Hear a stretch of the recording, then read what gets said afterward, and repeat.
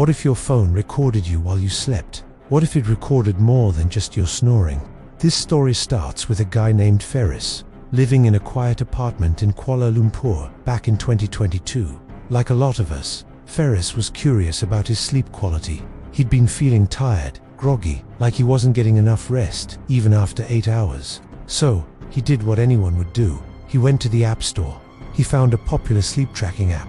It had thousands of 5-star reviews, a sleek interface, and a simple promise: it would use his phone's microphone to record sounds while he slept. Snoring, sleep talking, tossing and turning. It would capture it all and give him a neat little report in the morning. He thought, why not? Maybe he was a secret snorer or a sleep talker. It sounded harmless, even a little fun. He downloaded the app, gave it microphone access, but specifically denied camera access. He was very sure about that and placed his phone on his nightstand, screen down, before going to sleep. The first morning, he woke up, excited to check the results. He opened the app and listened back to the recordings. The timeline showed a few spikes in audio. He heard himself roll over a couple of times, a soft mumble around 2 a.m., and then the sound of his own gentle snoring. Nothing out of the ordinary. It was exactly what he expected. The second night was pretty much the same.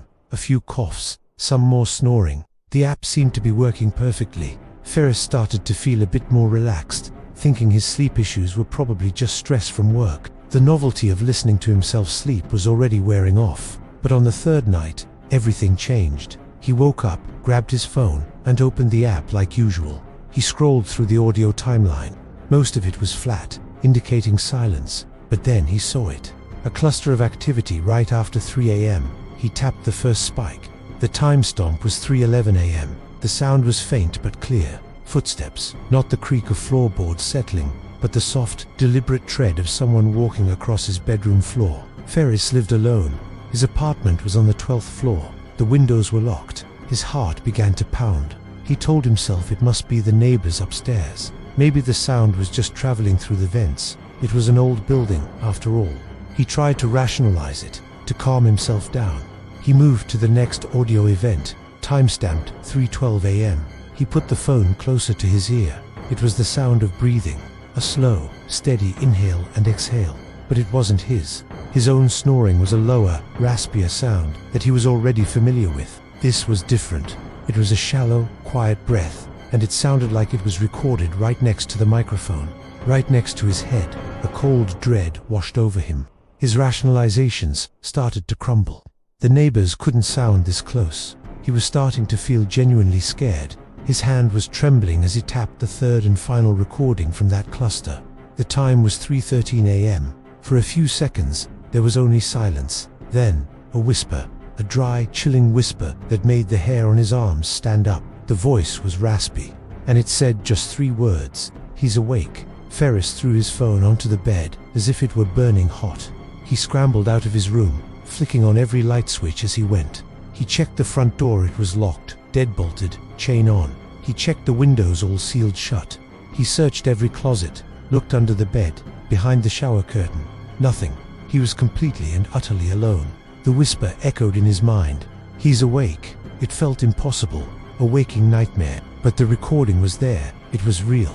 He spent the rest of the day in a state of high alert, jumping at every little sound. He considered deleting the app, throwing his phone away, anything to make the feeling go away. But another part of him, a morbidly curious part, needed to know more.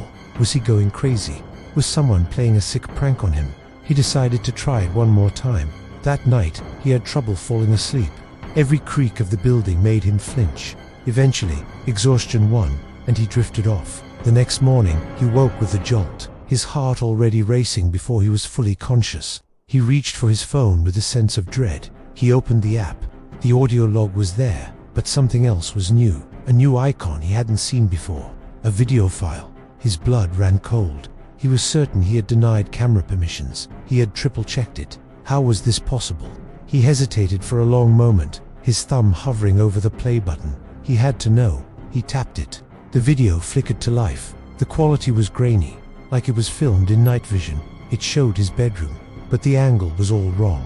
It wasn't from his nightstand. It was from high up, in the corner of the room, looking down at his bed, as if the camera was mounted on the ceiling. He watched the static image of himself sleeping for what felt like an eternity.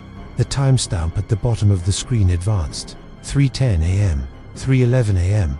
Then, at 3:14 a.m., the figure in the bed began to move.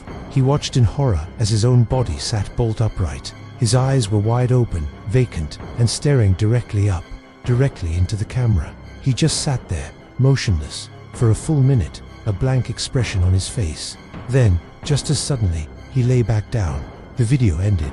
Faris didn't remember any of it. He had no memory of waking up, of sitting up, of staring at the ceiling. It was like watching a stranger in his bed. He felt a profound sense of violation, a terror that went beyond just a potential intruder. Something was wrong with him.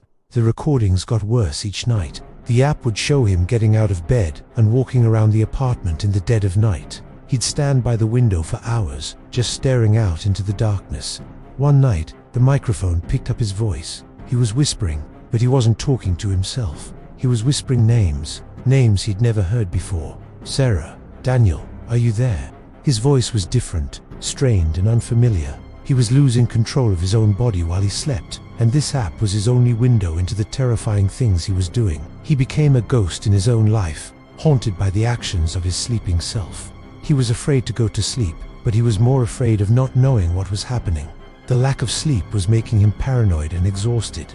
He felt like he was being watched constantly. He stopped leaving his apartment. He was trapped. This went on for a week of sleepless nights and horrifying mornings, each one bringing a new, more disturbing video or audio clip. Then came the final night. Faris had given up. He was too tired to be scared anymore. He was just a shell, waiting for the next horror show to begin. But this time, it started before he even closed his eyes. It was about 11 p.m. He was sitting on the edge of his bed, staring blankly at the wall, when his phone, which was on the nightstand, suddenly lit up. A push notification appeared on the screen. It was from the sleep app. The message read, "Sleep session active." But he was awake. He was wide awake. His heart leaped into his throat. He stared at the screen, paralyzed. As he watched, the app opened by itself. The live view from his phone's camera filled the screen. It was the night vision view of his bedroom. But the angle was no longer from the nightstand, pointing at the bed where he would have been sleeping. The camera was pointing away from the bed. It was pointing toward the bedroom door. It was pointing behind him. A wave of icy terror washed over him. He was too afraid to turn around. He could feel a presence in the room with him, a cold spot in the air right behind his back. The live feed on his phone screen was his only view of what was there. He couldn't scream. He couldn't move. He could only watch the screen. As a dark, tall figure slowly began to step out from the shadows of the doorway, moving toward him. The last thing he saw before the screen went black was the figure reaching out a long, slender hand. Not for him, but for the phone. Thanks for watching.